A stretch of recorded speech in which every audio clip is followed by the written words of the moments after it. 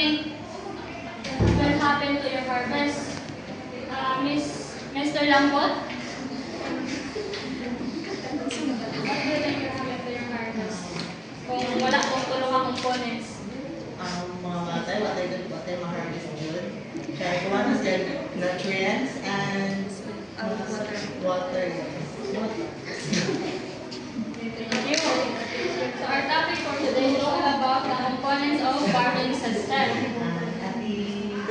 Farming system is a way farmers manage resources para makaproduce o crops.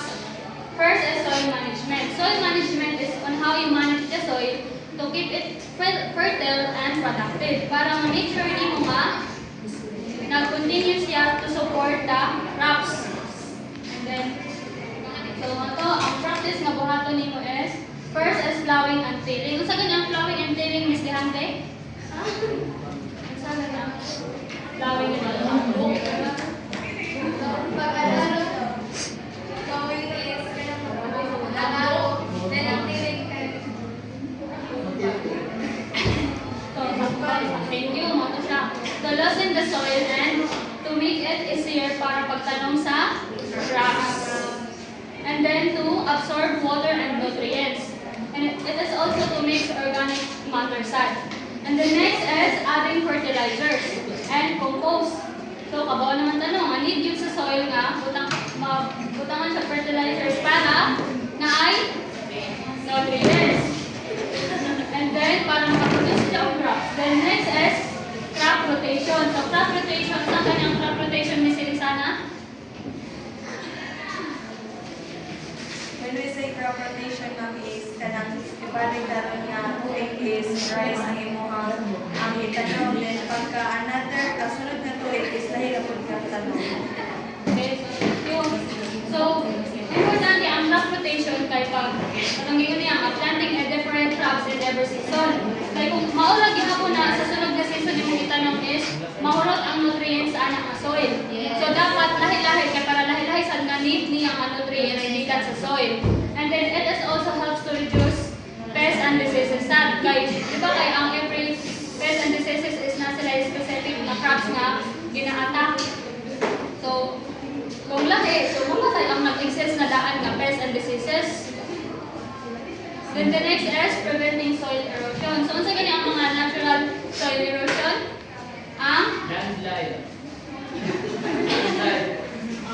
or kanang heavy rain or mga wind. So, unsa man imong buhaton para ma-prevent nimo sila? So, to put a barriers or contour para ma-stop nimo siya from blown away and wash away, and also to protect the soil health.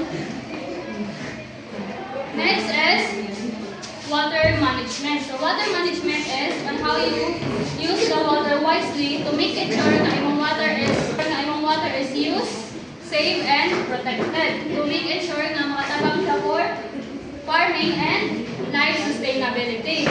So first is irrigation system. So irrigation system is nasa dayto ka klase which is ang drips o sprinklers. Pag may tag drips is mo na siya ang kanang small amount of water ang iyahang ihatag directly to the crops o sa kaniya roots dahil ang mga example na like kanang patatas, di ba? Ang need niya nga water is gamay ra, then directly ra sa iyang roots. Ang next is ang opposite sa na is sprinklers. Ang sprinklers is an artificial rain or shoveling para mabutang mahatagan og water ang tibok area niya. So, bisan lahi-lahi silang pamaagi, same sila nakahatag og enough water. Next is rainwater harvesting. Kung sa gani ang rainwater harvesting, Mr. Byung? Ang rainwater harvesting. Rainwater harvesting, for example, ma'am, na kay itawag mo gining gutter, ma'am. And ang ulan, ma'am, is nag-collect through gutter and kanang itong tubo. Ibutan sa mga for example, baril, that is a rainwater harvesting. Okay, gusto ito man mo. Okay, thank you. Buhat ni siya kay para naakay magamit later on. Like for example, karon nagbudak ang tubig. Then the next day is wala na. So unsa may mong i-business imong tanom, di ba? So mao nang na water harvesting kay diha ka magbuha. And it is also to help para ma-prevent nato ang atong dependence sa mga outside source nga water. The next is proper drainage. So mabawal naman to sa proper drainage, di ba? Kaya para dili mag-waterlock ang tanom and dili sad siya mapatay.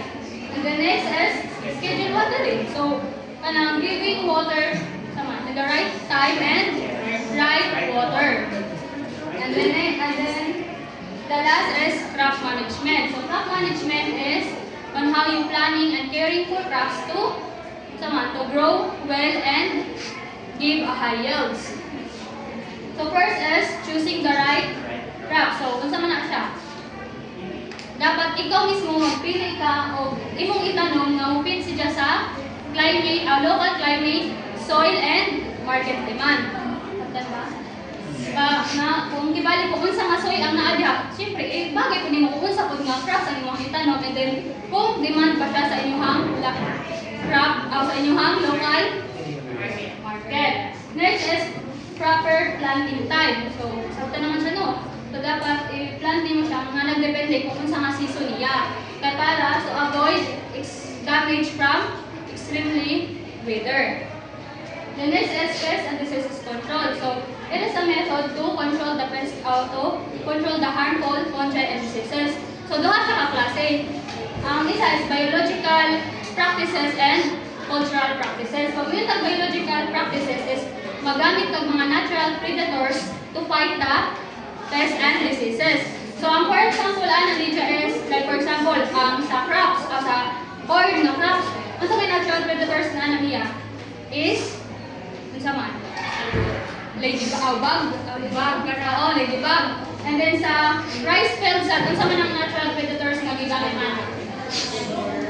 Duck. Dahil siya ang mo-fight or mukaon sa snail na mo siya naka-damage sa tanom. And then, ang cultural practices, dito nabilong ang crop rotation. So, yung crop rotation? From rice to corn to legumes. Plant ka ng crops that every season. Oo. So, di ba dito kay ang gayong ma-prevent mo sa mga nasya. And then, nabilong sa dito ang clean farming or hindoan mo ang mga weeds or mga plant diseases. Next is weeding and fertilizing. So, unsa gani ang weeds? Unwanted plants. Bisan mga unwanted plants sila is nakipag-compete gyapon sila sa imong crops of nutrients, water, and sunlight. So, unsa kay buhaton para wala ka buhaon, and then adding fertilizer para mas dagan pa ng nutrients. And then the last is harvesting. Harvesting, unsa gyud time niya ang ating harvest? Kay pag mapasayon nimo siya og harvest, unsa man mahitabo? It leads to losses quality and nutritional value. So dapat sa sakto ra gyud niya ang ating harvest. So next proceed to application na. So i-group muna ako into 3 groups. Three groups, so mag-counting sa 1, 2, 3, 1, 2, 3, 1, 2, 3, 1, 2, 3, 1, 2, 3, Ikaw na huli. 3 si ate. 1, 2. 2, 3, 2, Guards! 3, 2.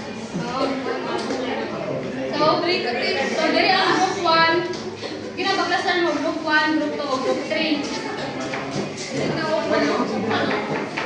So, diri group, maghatag ko sa inyo ang senaryo. And then, magpili ko isa ka 100% na i-present dire then basahon din nga senaryo and then answering the questions. So, kaya ang group 1, group 2, Perfect. Good afternoon, ma'am. Good afternoon, everyone. So, ang among scenario is, a farmer plants the same crops every year season.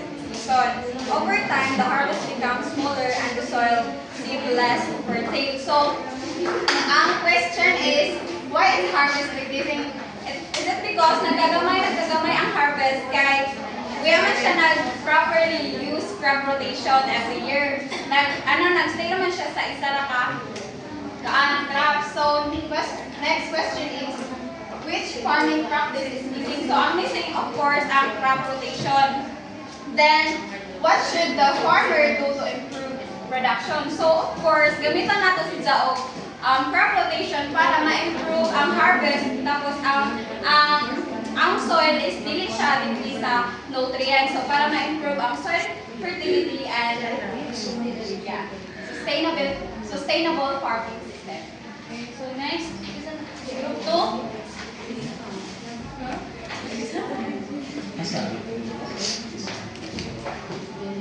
Then, it is all about too much water. So after several days of rain, a farmer's field is flooded. The crops start turning yellow and some are drying. So what caused the problem? So, sa Maniagi, sa akin is, katong during sa rain is, na grabe magpaha. While pag humana nato is, wala na nila kanang something, wala na nila gibisbisan. So, kay nagsalig lagi sila kay too much rain lagi or water na nakapundo na. So, after sa kanang dry season, during sa dry season, wala na lagi bukuan. So, mukha kuning turn na yellow ang or some is nagbuka bitaw. So, main tendency is nga kuhan kayo ng mga tanong bitaw ng something malaya, something na di na siya enable to grow kay lack of water na sa mismo nga crops. And also, which farming coupon is not properly managed. So, ang kuhan na ni isang watering kuhan schedule kay wala na nila lagi, wala silang schedule nga ang bisbisan na kay nagsalig sila nga katong inyagi is yung ulan man. So, katong pagka dry season is wala na sila. So, what is the best long-term solution? So, dapat i-apply nimo ang apply nimo i-manage mo ang proper nga schedule sa watering kay dili man mo pasabot nga bisan grabe ka uwan pagkasunod adlaw di na nimo siya bisbisan. So, need gihapon mo proper pag-water ang mga talong even though nag-rain sa kanang action. So that's what I think. Next, one.